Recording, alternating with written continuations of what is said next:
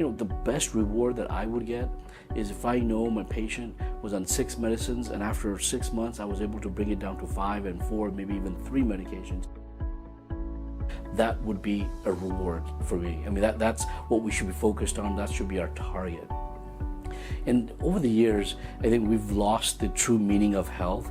And so we need to go back to WHO, World Health Organization, in the mid-40s defined health. And I feel like that is probably the best definition of health even today. And they basically said it's not merely the absence of disease, meaning a patient can look physically healthy. They can look great. They weigh perfect. BMI is perfect. Muscle fat ratio is great. But the reality is, maybe there's something brewing. Maybe the labs are starting to creep up. Maybe if we can take a look at what's going on inside, we will see that there may be a disease that's going to erupt over the next weeks, months, or even years. And there may be a time that we can stop this pattern. And the only way to do this is to get quarterly labs.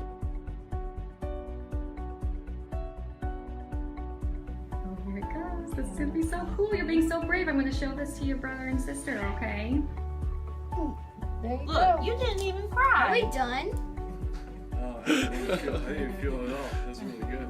A 25-year-old comes in for the first time to a clinician's office to establish relationships. So as a routine, we would get baseline labs, and the baseline labs would include an A1C, and that's the standard of care, to put in a marker that will be a pre-diabetic screen, obtaining an A1C.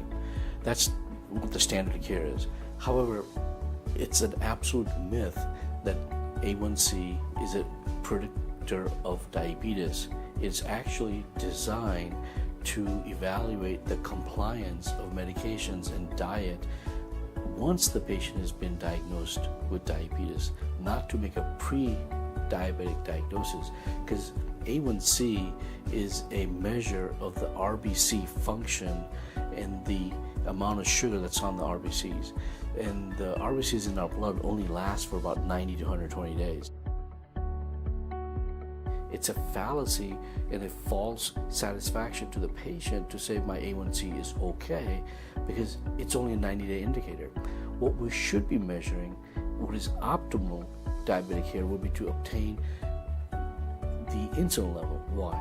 Because you want to go to the factory where the insulin is generated, and pancreas is where the factory is. So if we can see the function of the factory, if we can see, is the factory getting tired?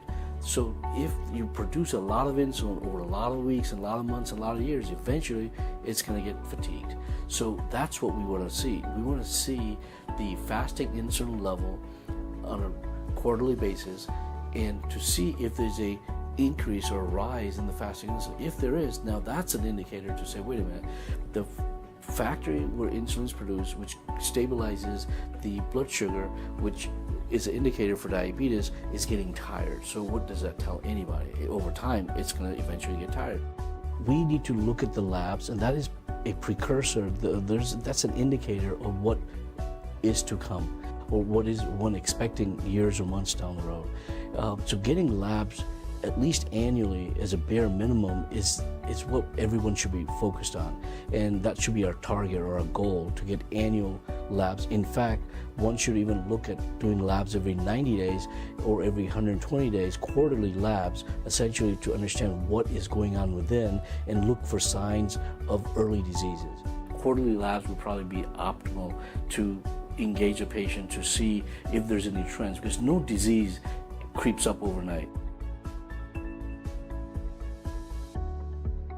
You weren't healthy yesterday and got diabetes today, or you weren't healthy yesterday and got cancer today. It was a gradual process over weeks, months, or years that we could have picked up if we had routinely performed labs on a quarterly basis.